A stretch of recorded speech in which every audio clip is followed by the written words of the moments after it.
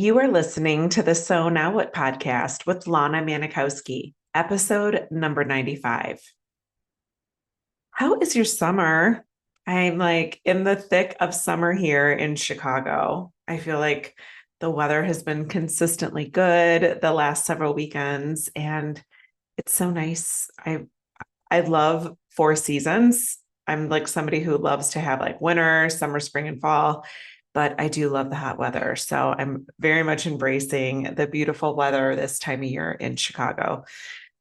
So, yeah, speaking about the weather, maybe it was about 6 or so months ago, one of my girlfriends that I met in first grade, and we don't keep in touch like regularly, but when we do keep in touch, I don't know, it's like time hasn't passed. And she reached out about 6 months ago to see if I wanted to do a mud run. And being the person who comes on this podcast every week and gives you ways that you can become more involved and meet new people and do new things, I do the same thing. I say yes to things I haven't done before. And I thought, hey, let's add this to the list. So I signed up for this mud run, and it was yesterday. And it was my girlfriend from growing up, and then friends of hers that I hadn't met, and some of the other girls hadn't met each other. And so it was really fun not only to do this mud run together, but to meet new people and enjoy an afternoon, a morning and an afternoon, just creating new friendships. So I do practice everything that I preach to you here on the So Now It podcast. And one of the things that I really took away from yesterday at the mud run, there's actually a couple of things that I'm going to talk about. And if you watch me on YouTube or you subscribe to my YouTube channel, you might have seen the post that I put on this morning about the mud run. I was covered in mud talking to you and just reflecting on what a beautiful day it was. So if you haven't watched that, go to my YouTube channel, lana.manikowski, check it out and watch it there. And then I'll kind of fill in the rest and piggyback on that for this week's episode of the podcast. So a couple things that I noticed. This was an event only for women, and there were all ages, sizes, races. It was just, I don't know, I felt like the energy was so high. There was like this awesome DJ. There was so much energy, like pumping, people like in team shirts and outfits. We wore pink tutus and had branded shirts, actually tank tops made for the run. So everyone was like super festive. And there were parts in the race. It was actually obstacle course race. So there were parts where you were like literally hip high in mud, and then you had to climb up this mud mound and then get down the other side. And there were women helping each other out like no tomorrow, like not women on their own teams, but then I would help someone, and then the person behind me would hop in when I would go over. And it was just like really awesome to see. And also, like, there were times when there was no one there and I needed a little help. And I was like, hey, girl, can you help me out? And there was just like so much energy and camaraderie of watching this hundreds of women work together and do this mud run together. So I first wanted to just tell you how beautiful it was to see and notice that, especially in a world where we often hear about how people are so siloed and not interacting with each other. I was able to just feel so energized being part of that environment yesterday at the mud run. And what I want to talk about today on the podcast really came to me on the final obstacle of the run. I believe there were 17 obstacles. I could be wrong. And the final one was a challenging obstacle that you had to like, there were these almost like, think of like seatbelt material, kind of like crisscrossed. And then you had to climb up this wall essentially where your like legs could like easily fall through, your arms could fall through. And then you get to the top, and then you had to go perpendicular to the ground. So kind of hit the summit. and go, perpendicular across. So like you're looking down and the earth is below you and there's just these like straps basically there to hold you. And then when you got to the end, you would like go down, and then you'd be like basically at the end of the race. So it was challenging, and it took some skill. So it wasn't like people were like flying through there. So there was like a backlog of people waiting to go and take their turn up so then they can go to the finish line. And they timed it so they would put you in like heats of going. So it wasn't like everyone was like a free for all. They would line everyone up, and then they would say go, and then they'd wait for everyone to basically summit and go down the other side, and before they had the next group going. So I got there and everyone was kind of like lined up waiting. And I noticed that there was one single person left, and she was just like on the first way going up, about to hit that summit that went over.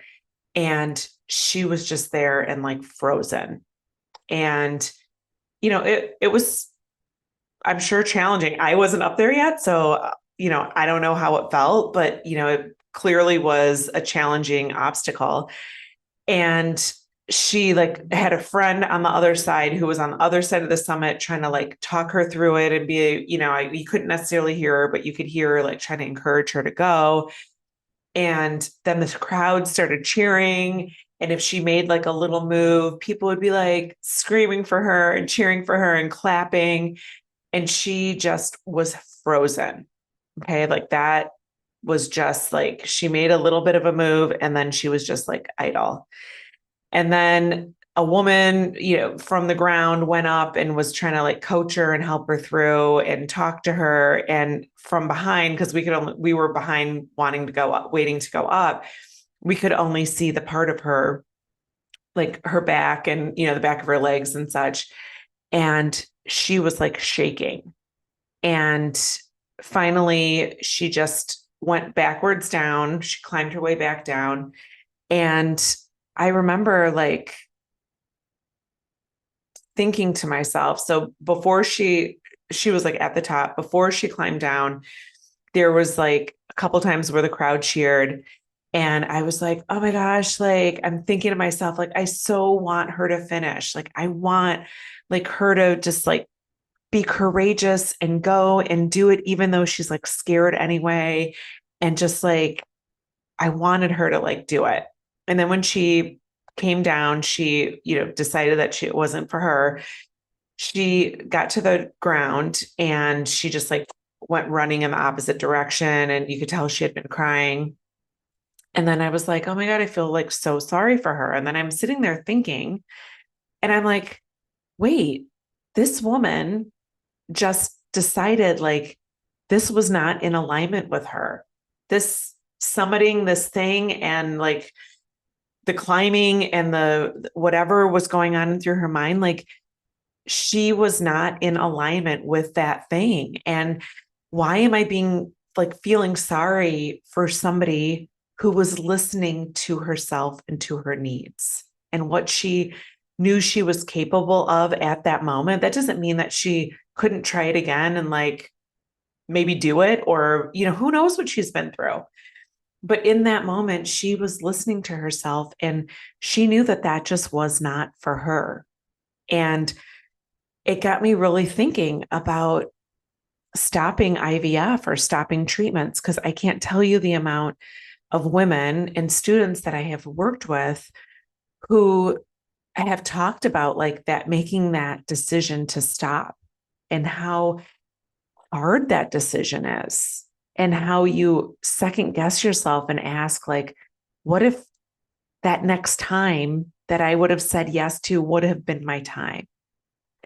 And it really made me take a opportunity to stop and like even revisit that for myself. Cause, even though the doctor told me it probably wasn't going to be a better outcome if I did my next round of IVF, I ultimately made that decision because I had still prepaid for like my package deal of, 3 cycles at my other clinic.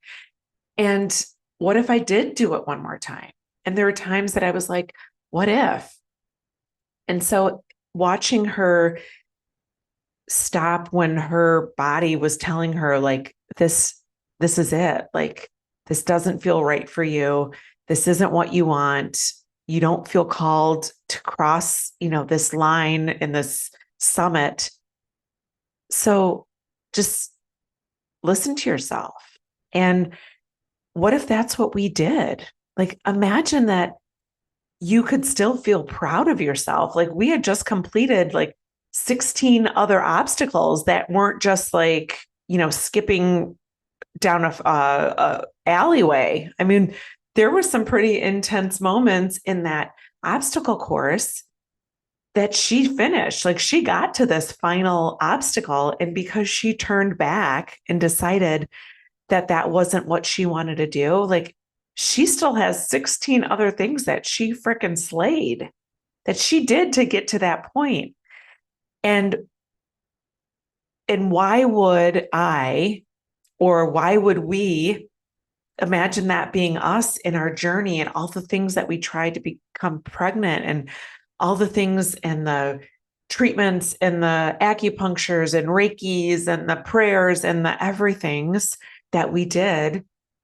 Are we saying that like those weren't things to be proud of and things that we overcame and showed up being brave and in alignment with ourselves at that point? And then when this final opportunity comes to say, like, I'm done and my treatments are over, are we going to allow ourselves to believe that we can't be proud of who we are for what we've done to get to that point, but also proud that we're listening to ourselves? And there's not enough focus and not enough conversation around how important it is to respect your needs as a woman and respect your needs as a woman with infertility on this journey, because none of it feels great. Okay. Like none of it is like exciting to do a cycle, and none of it's like, oh my gosh, that was the best thing in my life. But when we've gone through these things multiple times and we know that we are just at a point where we're like, listen, it's too much. Either it doesn't feel right in my body just can't take anymore. Or maybe it's emotionally, you can't take anymore, and the ups and the downs and the preparing for the next phone call that this cycle wasn't successful, or that any of your frozen embryos are not viable and not available to be implanted. I mean, there's so many things that don't feel good to us. So we may think that we don't know, but our body tells us when enough is enough. And I just wanted to represent or recognize that this week. And she was a representation, like her saying no and her being in alignment with herself and choosing not to finish the race and not getting the medal that said Mud Girl Run is not as important as her saying, you know what, this isn't for me. And that's what I want us to be able to look at in our journeys and feel really freaking good that we said no when enough was enough for us. And that doesn't mean that you're like, nah, I'm done. Like, that's it. I'm done. Like, it's not like it's a easy thing. Like, maybe it was for you. It wasn't for me. But I think we just innately know when our journey has come to an end and we just are at that point. And for the women that are listening to this, that maybe are still going through treatments, listen to yourself. That's all I want to say. And it's not going to be an easy decision when you decide that your journey to seeking motherhood is finished. But know that if you're disappointed, you don't have to be disappointed forever. And I think that's the narrative that so many of us don't hear. We think that we have to live the rest of our lives feeling disappointed that we didn't summit that final obstacle in our fertility journey. that would potentially have then resulted in a child. We don't know. What if you did 4 more rounds? There's no saying, there are no guarantees what would have worked. So why don't we just decide that when we tried all that we thought we could, and we listen to our bodies and we say, you know what, this is it. Can we say, I'm going to be disappointed, but at some point in my life, I want to be proud of myself for listening to what I needed at that time. So that's what I have for you this week. And it's something that I really want you to think about and maybe reconsider what you've been telling yourself about stopping your journey. And we can even elongate that into choosing not to do an egg donor or choosing not to adopt. Can you be proud of yourself that you knew that those things weren't right for you and that they were not what you envisioned your journey to, or your definition of motherhood or having a child would be?